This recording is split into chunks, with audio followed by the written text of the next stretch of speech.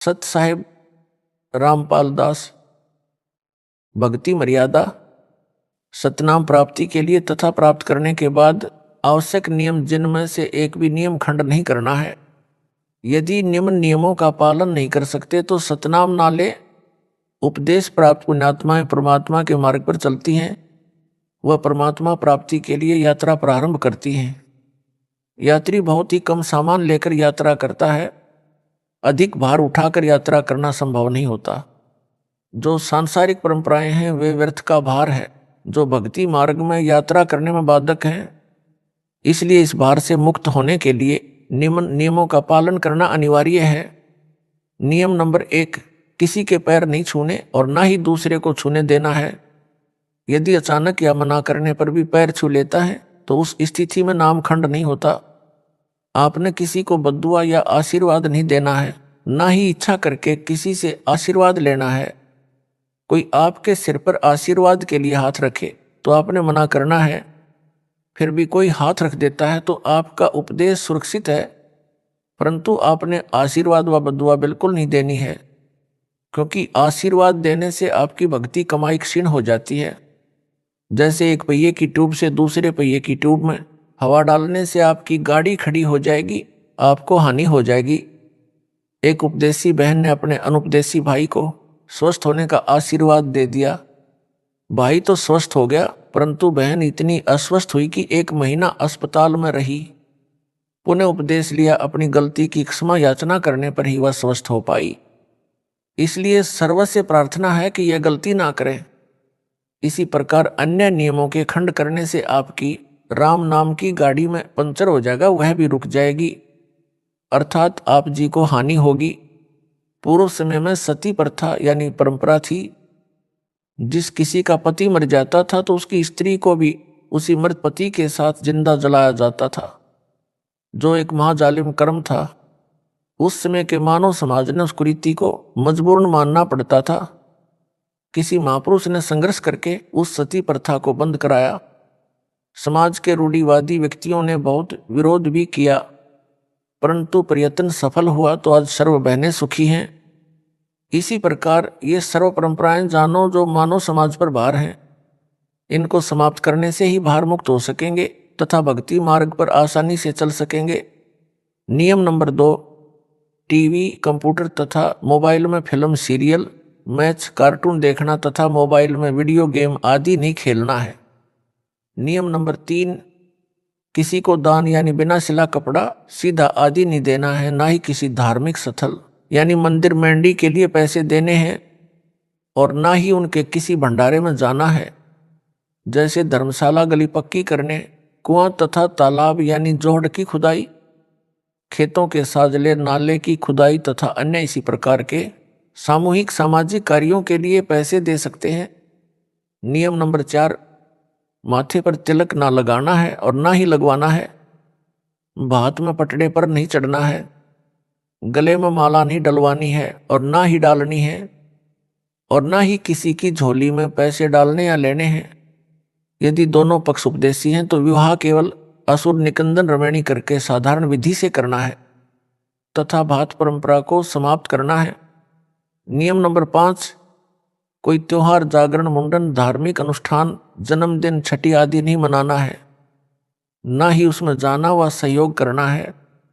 नियम नंबर 6, किसी को दुआ या बद्दुआ नहीं देनी है। नियम नंबर 7, किसी को good morning, good afternoon, good evening, good night आदि शब्द नहीं बोलने हैं। यदि कोई बोलता है तो उसे समय अनुसार केवल morning morning, evening evening, afternoon व नाइट नाइट 2-2 बार बोल दें। नियम number 8, happy birthday, happy new year तथा गुड बाय आदि शब्द नहीं बोलने हैं। यदि कोई आपसे बोलता है तो उसे धन्यवाद या थैंक यू बोल दें। नियम नंबर 9, सिखों को छोड़कर संत बाबा रूप में दाढ़ी ना हो। नियम नंबर 10, बहनों ने नेल पॉलिश और लिपस्टिक नहीं लगानी है। नियम नंबर 11, परफ्यूम तथा सेंट आदि नहीं लगाना है। नियम नंबर 12, विवाहित बहनें केवल सिंदूर या बिंदी में से एक चीज लगा सकती हैं। नियम नंबर 13, किसी अनुपदेशी का जूठा नहीं खाना है।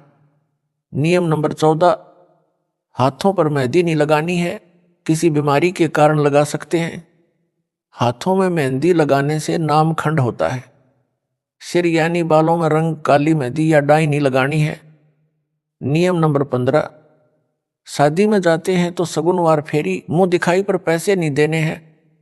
विदाई के समय घर में नारियल नहीं फोड़ना है। कन्या विदाई के समय गाड़ी पर पानी डालना या शगुन के लिए धक्का लगाना अर्थात शगुन करना मना है। नियम नंबर 16, किसी को किसी भी अवसर पर गिफ्ट देना मना है। अगर कोई गिफ्ट दे तो कोशिश करनी है ना लो। अगर कोई पीछे से रख जाए या डाक या कोरियर द्वारा भेजे तो उसको रख ले। उनके उपलक्ष्य में कुछ रुपए दान आश्रम में कर दें। नियम नंबर 17, परिवार में किसी के भी शादी हो तो परिवार के अन्य सदस्यों के लिए कपड़े आदि नहीं देने व नहीं लेने हैं। नियम नंबर 18, कन्या दान रूप में कपड़े गहने आदि नहीं देने हैं। रुपए भी इस उपलक्ष्य में देने हैं कि आपने वहां खाना खाया है और बहन के घर जाते हैं तो इसी उद्देश्य से पैसे दे सकते हैं कि आपने वहां खाना खाया है या चाय आदि पी है। यह ध्यान रहे, यदि अधिक धन दे दिया तो आपकी बहन पर आपका ऋण ना हो जाए तथा संस्कार ना जुड़ जाएं, क्योंकि हम संस्कार वश ही यहाँ काल जाल में रह जाते हैं। यदि आप पैसा देना चाहें और बहन ना लेवे तो दोनों ही भार मुक्त हो जाते हैं। यदि बहन बुआ जी आदि उपदेशी हैं तो उनको चाहिए कि वह पैसा रुपए कपड़ा आभूषण कदापि ना लें। प्यार से कहें कि आपने कह दिया, हमने मान लिया। नियम नंबर 19, स्कूल में गायत्री मंत्र बोलते समय ओम शब्द नहीं बोलना है, क्योंकि जिसे गायत्री मंत्र कहते हैं यह यजुर्वेद के अध्याय 36 का मंत्र 3 है। मूल पाठ में ओम मंत्र नहीं है। वेद परमात्मा की अनूठी देन है। इसमें वृद्धि या कटौती करना परमात्मा का अपमान है। लाभ के स्थान पर हानि ही होती है। इसलिए इस मंत्र के साथ ओम नहीं बोलना है। यजुर्वेद के अध्याय 36 मंत्र 3 अर्थात कथित गायत्री मंत्र मात्र परमात्मा की महिमा का एक मंत्र है। इसे पढ़ने से परमात्मा के गुणों का ज्ञान होता है। जैसे बिजली की महिमा कहीं लिखी हो, उसको कविता बनाकर गाते रहने से बिजली के गुणों का ज्ञान तो होता है, परंतु बिजली का लाभ नहीं मिल सकता। लाभ तो बिजली का कनेक्शन लेने से ही मिलेगा। इसी प्रकार यजुर्वेद अध्याय 36 मंत्र 3 जिसको गायत्री मंत्र बताकर जाप करने को कहते हैं वह व्यर्थ है, क्योंकि यह मंत्र तो परमात्मा की महिमा का ज्ञान कराता है, परमेश्वर के गुणों अर्थात लाभ को बताता है। वह लाभ अधिकारी संत से सतनाम व सारनाम की दीक्षा प्राप्त करके अर्थात कनेक्शन लेकर ही प्राप्त हो सकते हैं।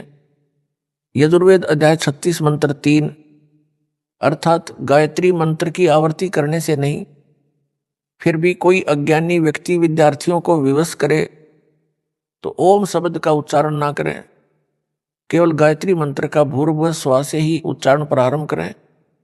ओम एक अक्षर को ना लगाए।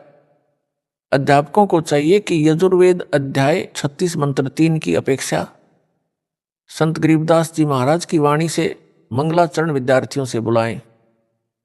गायत्री मंत्र से कई गुना लाभ होता है, परंतु सतनाम तथा सारनाम बिना सब व्यर्थ है।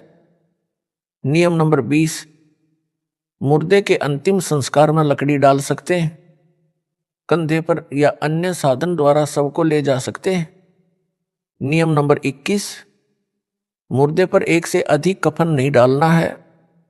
यदि आपसे पहले किसी ने कफन डाल रखा है तो आपने कफन नहीं डालना है, क्योंकि कफन केवल एक ही होता है।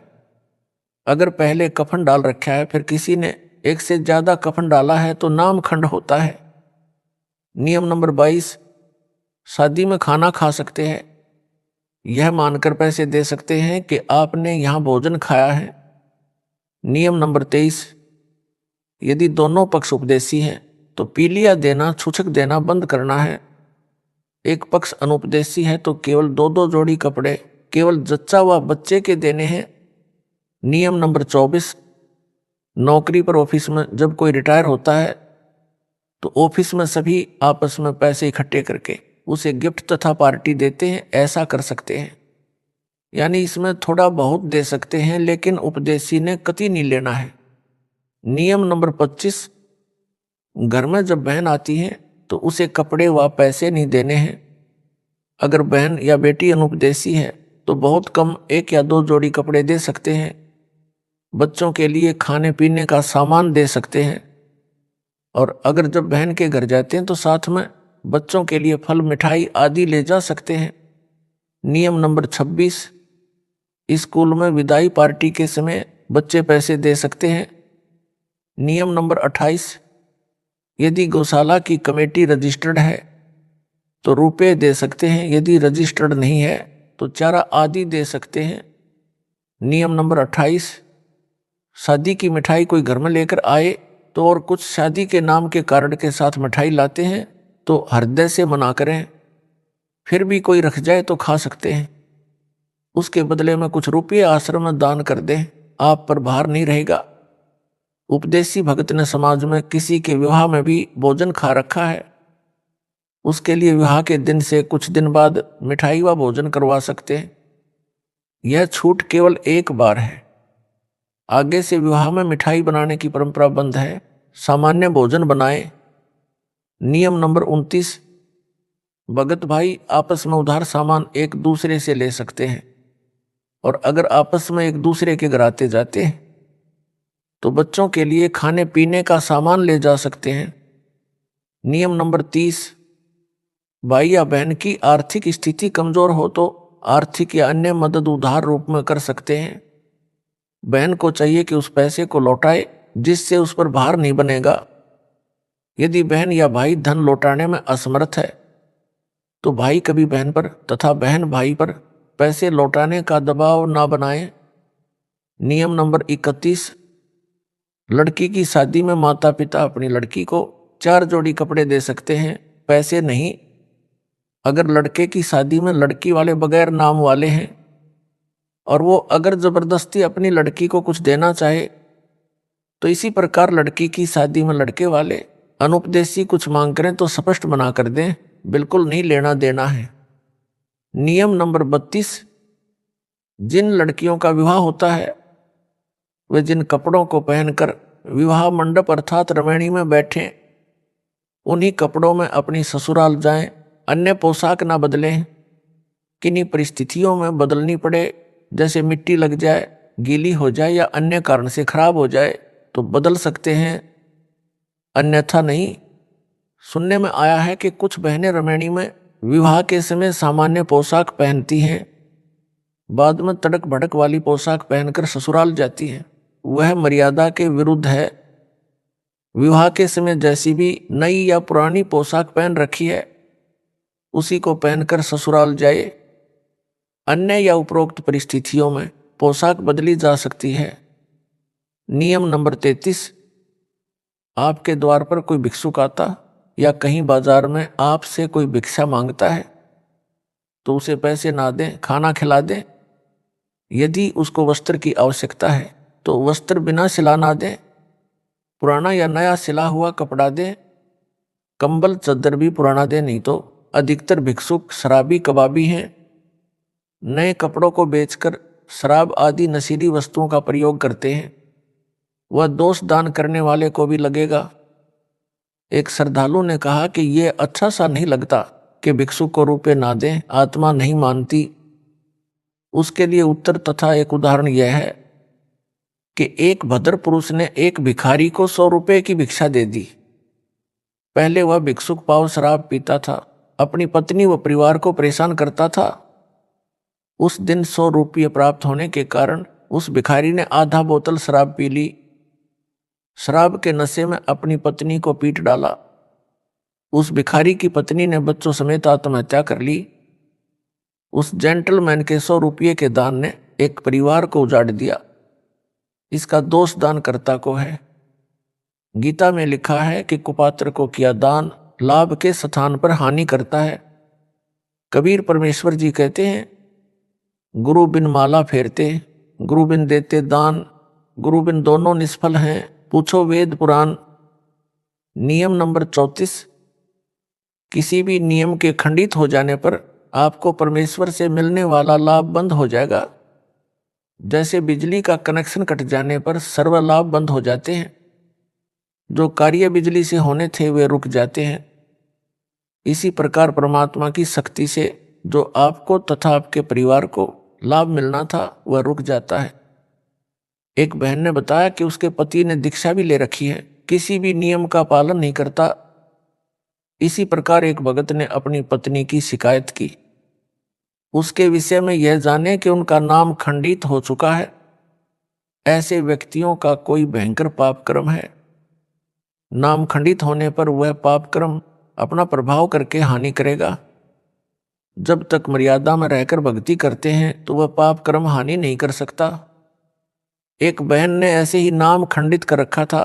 कुछ वर्षों के पश्चात उसकी जीभ में कैंसर का रोग हो गया। उस बहन से पूछा कि क्या अब आपको टीवी देखना, लिपस्टिक लगाना अच्छा लगता है? उसने रोते हुए कहा, नहीं नहीं। इसी प्रकार परिवार व शरीर में हानि से बचने के लिए तथा परमात्मा से लाभ प्राप्त करके मोक्ष प्राप्ति के लिए मर्यादा में रहें, अन्यथा पाप कर्म आपको क्षति कर देगा। इसलिए सर्व पुण्यात्माओं से पुनः निवेदन है कि सर्व नियमों का विधिवत पालन करके मानव जीवन को सफल बनाए तथा पूर्ण मोक्ष प्राप्त करके सदा सुखी बने, सतलोक में निवास करें। जो विद्यार्थी शिक्षा समय में मौज मस्ती करते हैं वे शिक्षा से वंचित रह जाते हैं, आजीवन कष्ट उठाते हैं। जो शिक्षा के समय में मौज मस्ती ना करके लगन से शिक्षा पूरी कर जाते हैं तो उनको विद्यालय में किए प्रयत्न का फल बाहर क्षेत्र में नौकरी द्वारा प्राप्त होता है। इसी प्रकार सर्व मानव परमात्मा प्राप्ति के विद्यालय में विद्यार्थी यानी भगत हैं। जो भगत मौज मस्ती करते हैं, भक्ति तथा नियमों का पालन ना करके अन्य प्राणियों के शरीरों में घोर कष्ट उठाएंगे। जो लगन के साथ मर्यादा में रहकर परमेश्वर कबीर जी की भक्ति साधना मुझ दास से प्राप्त करके आजीवन करते रहेंगे, उनको सतलोक में सर्व सुविधाएं प्राप्त होगी। वहां वृद्ध अवस्था नहीं है, मृत्यु भी नहीं होती, ऐसा ही जीवन है। नर नारी व परिवार है, वह कभी मृत्यु को प्राप्त नहीं होता। इसलिए सत्य भक्ति करके अपना जीवन सफल बनाएं। जिस सत्य भक्ति से आपको यहाँ भी सर्व आवश्यक सुख सुविधाएं प्राप्त होंगी तथा पूर्ण मोक्ष भी मिलेगा। विशेष छूट, समाज में स्थान बनाने के लिए विशेष छूट दी जाती है। संत रामपाल दास का निवेदन दिनांक 17 फरवरी 2018 से लागू। पहला, लड़की की बिना नाम वाले परिवार में शादी होती है और ससुराल वाले आन उपासना के लिए मजबूर करते हैं।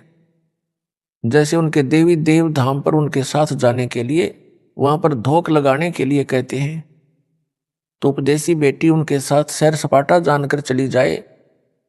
जैसा वे कहें करती रहे, परंतु मंत्र अपना जाप करती रहे। यदि वहां कोई तिलक लगाता है तो लगवा ले, तुरंत उतार दे। यदि हाथ के नाला यानी धागा बांधता है तो बाद में तोड़ फेंके। दूसरा, यदि किसी त्योहार पर भोजन बनाने के लिए कहे तो बना दे, उसे खा भी ले, परंतु भोग वाला ना खाए। यदि भोग लगाकर सब भोजन में मिलाते हैं तो उसे ना खाए, अपना भोजन अलग निकाले या भिन्न बना ले। तीसरा, बात के समय यदि किसी उपदेशी को जाना पड़े, यदि मजबूरी है तो कोई बात नहीं है। चौथा, यदि कोई माला डालता है तो उसे हाथ में पकड़ ले, यदि डाल दी जाए तो तुरंत निकाल ले। पांचवा, यदि किसी अधिकारी या राजपद प्राप्त भगत को कोई उद्घाटन रस्म करनी पड़े तो अनिच्छा से एक ड्रामा समझ कर करे। छठवा, यदि सरकारी कर्मचारी या अधिकारी का या प्राइवेट नौकर को या पुत्रावधुआ पत्नी को निषेध वस्तु लेने के लिए आदेश होता है तो बचे। यदि मजबूरी हो तो ला सकता है, जैसे शराब सिगरेट लाने, मांस बनाने, यानी फौज में या होटल में या कहीं नौकरों को व विवाहित बहनों को सास ससुर पति आदि आदेश दे तो मजबूरी मानकर दुखी मन से परमात्मा से क्षमा मांग कर करे। कुछ दिन में परमात्मा अड़चन समाप्त कर देता है। पहले उनको मना करे कि मैं यह पाप नहीं कर सकता, कर सकती, फिर भी जोर दे तो कहे कि इसका पाप आपको लगेगा, कहकर कर दे।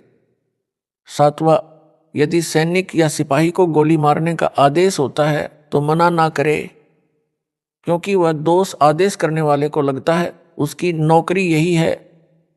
रण में शहीद हुए सैनिक व सिपाही को स्वर्ग प्राप्ति होती है। 8वां, विशेष परिस्थिति में बालों में रंग कर सकते हैं, हर्बल वाला यानी आयुर्वेद वाला। 9वां, कई बेटियों बहनों को बिगड़ी परिस्थितियों में कार्यालय में लिपस्टिक लगाने के लिए मजबूर किया जाता है। उनके लिए छूट दी जाती है कि कार्यालय में जाने से पहले लगा ले तथा छुट्टी के बाद तुरंत उतार दे। कोशिश करे ना लगाए तो अच्छा। यह स्वास्थ्य के लिए भी हानिकारक है। प्रचार प्रसार समिति, सतलोक आश्रम, चंडीगढ़ रोड, बरवाला जिला, हिसार, हरियाणा, भारत। 7/5